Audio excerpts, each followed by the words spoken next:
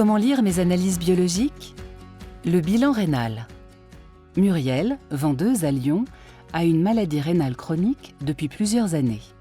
Pour suivre son état de santé, elle fait régulièrement un bilan biologique, c'est-à-dire une prise de sang et une analyse urinaire. Au début, Muriel ne comprenait pas grand-chose et avait peur des étoiles notifiant les résultats anormaux. Mais grâce aux explications de son médecin et à sa participation à des ateliers d'éducation thérapeutique, elle a appris à lire et à interpréter les résultats de ses analyses. Ainsi, elle peut agir pour ralentir l'évolution de sa maladie rénale et améliorer sa qualité de vie. Regardons de plus près. Les deux premiers résultats à regarder sur un bilan biologique sont la créatinine et la clairance de la créatinine. Ce sont deux marqueurs clés pour le suivi de la maladie rénale chronique. Une vidéo est dédiée à ces biologies. Regardez-la. D'autres biologies peuvent être modifiées en cas de maladie rénale chronique. Muriel surveille donc également son potassium, son urée, son hémoglobine, son bicarbonate, son phosphore, son calcium, ainsi que son acide urique. Le potassium dans le sang. Comme les reins de Muriel ont des difficultés à éliminer le potassium et que cela est renforcé par certains médicaments antihypertenseurs, elle sait qu'une consommation trop élevée d'aliments riches en potassium présente des risques pour son cœur. Le potassium doit se situer entre 3,5 et 5,5. Certains patients n'ont pas un taux de potassium élevé, mais il faut rester vigilant. L'urée. L'urée était le marqueur historique de la fonction rénale avant la créatinine. Elle augmente en cas d'insuffisance rénale et beaucoup de personnes ont peur de ce résultat. En fait, plusieurs situations peuvent causer une variation du taux d'urée. Par exemple, une augmentation de l'apport en protéines ou une déshydratation. Ce dosage n'est donc plus utilisé pour suivre la fonction rénale. L'hémoglobine.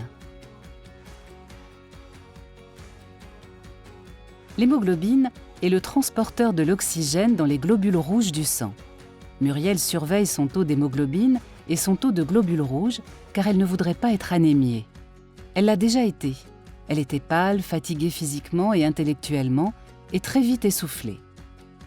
L'anémie en insuffisance rénale chronique peut s'expliquer par une baisse de la production d'érythropoïétine par les reins, autrement appelée EPO, et rendue célèbre par les compétitions de cyclisme, mais également par une fuite sanguine ou par une carence en fer. L'hémoglobine doit se situer aux alentours de 110 et 120 grammes par litre. Le bicarbonate, aussi appelé réserve alcaline. Le rein contribue à une fonction vitale, lutter contre l'acidification de l'organisme. L'objectif est un taux de bicarbonate supérieur ou égal à 23. En cas de manque de bicarbonate, il est important d'y remédier. Le phosphore. Une augmentation du phosphore au long cours entraîne une calcification des parois des vaisseaux, y compris ceux des reins. Comme le calcaire dans les tuyauteries de nos maisons, il les encrasse. Traiter le déséquilibre du phosphore permet d'améliorer votre santé. Son taux doit être inférieur à 1,6, sinon il faut le traiter par médicaments et/ou dialyse. Le calcium.